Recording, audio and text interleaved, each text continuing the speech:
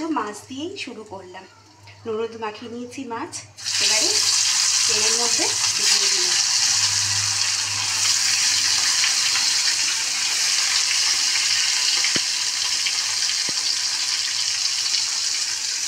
চলো মাছটা ভেজে দিই, তারপরে আবার এর মধ্যে না, এই তেলটার মধ্যে আমি দিয়ে দিচ্ছি গোটা গরম মশলা। এই দেখুন,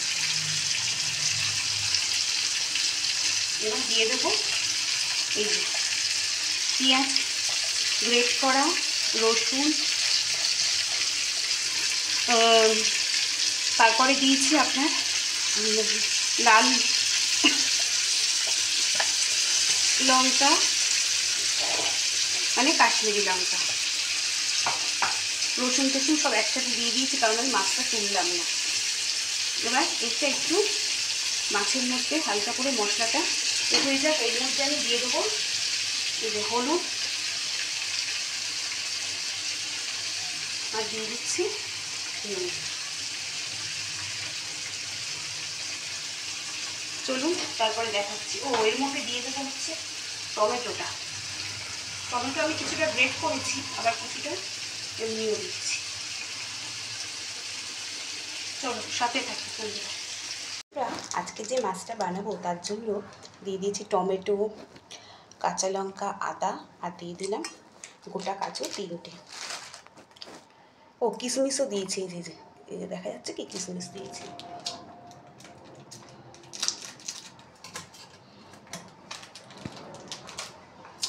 এবার দিয়ে দেবো ভিজিয়ে রাখা চাল মরিচ, আর দিয়ে দেবো হচ্ছে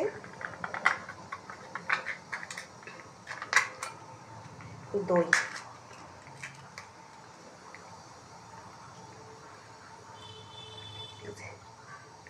দিয়ে দিলাম। চলুন এটা মিক্সিতে আগে বেটে নিই, তারপরে ফিরে আসি। বন্ধুরা, এবার যে পেস্টটা করেছিলাম সেই পেস্টটা একদম দিয়ে দেবো। আমি না বলতে ভুলে গেছি, একদম মাথায় ছিল না আমার। ওই লাস্টে না আমি ওর মধ্যে একটু পোস্তও দিয়েছিলাম। পোস্তটা না দিলে তো হবে না।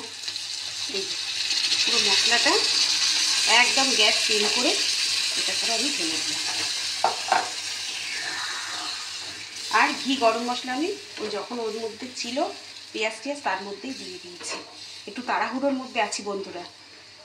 এই রেসিপিটা একদিন ভালোভাবে আপনাদেরকে আমার চ্যানেলে আছে, নাহলে আমি আরেকদিন ভালোভাবে শেয়ার করে দেবো। তাড়াহুড়ো আছে কারণ হচ্ছে মেয়ের উচ্চ মাধ্যমিকের 4th সেমিস্টারের তো বই কিনতে হবে। এবার বইগুলো এসে গেছে, এবার ওর বিকেল থেকে পড়া, এবার সেগুলো নিয়ে আসতে যাব, ওই জন্যই একটু তাড়াহুড়ো করছি।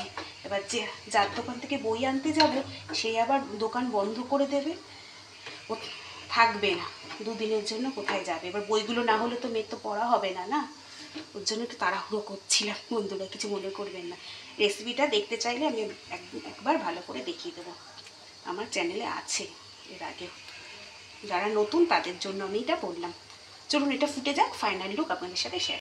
বন্ধুরা, এই যে টেস্টি টেস্টি দই কাতলা একদম রেডি হয়ে গেছে আমার। কেমন হয়েছে অবশ্যই কমেন্ট করবেন। চলুন আজকের মতন এখানেই বিদায় নিচ্ছি। সবাই ভালো থাকবেন, সুস্থ থাকবেন, সাবধানে থাকবেন। আজকের মতন এখানে টাটা।